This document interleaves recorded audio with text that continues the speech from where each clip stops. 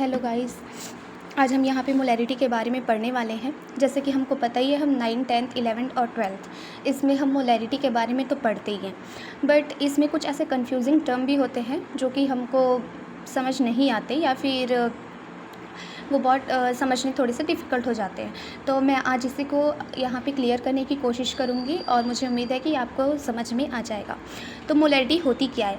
Molarity को हम मोलरता भी कहते हैं। एंड मोलैरिटी ये है कि अगर हमारे पास कोई गिवन सॉल्यूशन है, शक्कर और पानी का घोल है, हमारे पास सॉल्यूशन है, तो उसमें जो शक्कर है वो कितने अमाउंट में प्रेजेंट है, उसका वेट क्या है।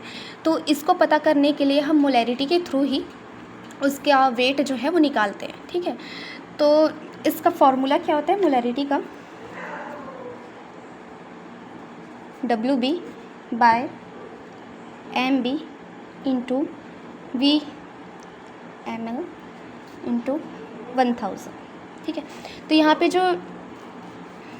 जो WB है ये क्या होती है कि अगर आपको गिवन जो क्वेश्चन में जो गिवन वेट होता है, जैसे कि अगर आपको दे दिया जाए 1m, ठीक है, तो ये जो 1m होता है यही यहाँ पे क्या कहलाता है, यही हमारी मोलैरिटी होती है। और इसी वैल्यू को हम कहाँ पे रखते हैं? यहाँ पे WB पे रखते हैं।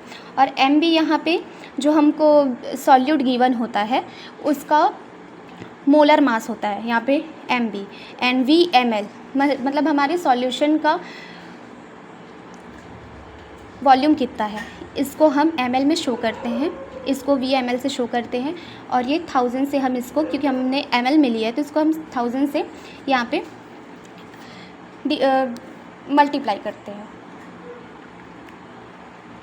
अब मैं आपको इसको क्वेश्चन के थ्रू समझाने की कोशिश करूँगी। जैसे हमको गिवन है, अगर हमको दिया हुआ है कि 4 ग्राम NaOH, ठीक है, हमको यहाँ पे कितना ग्राम NaOH दिया है? 4 ग्राम।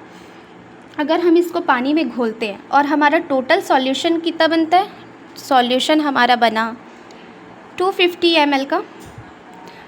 ml का सॉल्यूशन बनता है।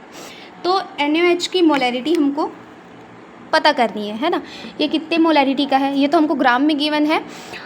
इसको हमको इस फॉर्म में लाना है। ठीक है, इस फॉर्म में हम इसको कैसे ला सकते हैं उसको हम यहाँ पे सीखेंगे। तो सबसे पहले तो हम ये जो फॉर्मूला है यहाँ पे हम इसको रखते हैं वैल्यूज़ को। तो WB है ना, तो WB पे हम क्या रखेंगे?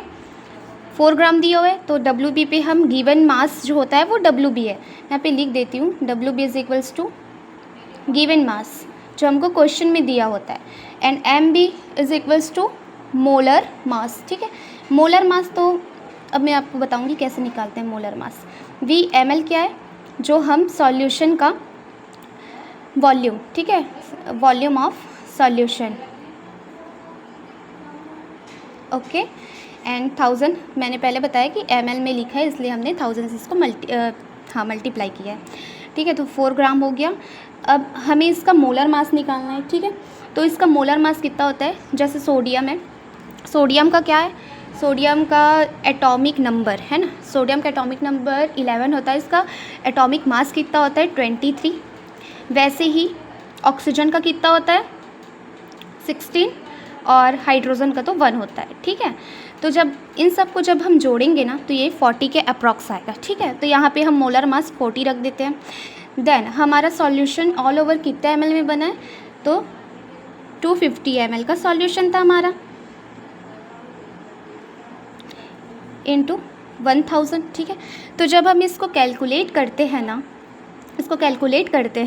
तो हमारा टोटल ऑल ओवर आ जाता है 0.4 मोल। ठीक है, तो यही है हमारा, इसको हम ऐसे भी लिख सकते हैं मोलैरिटी। ये हमारा आंसर है। ओके गाइस, उम्मीद करती हूँ कि आपको ये समझ आ गया होगा। Thank you.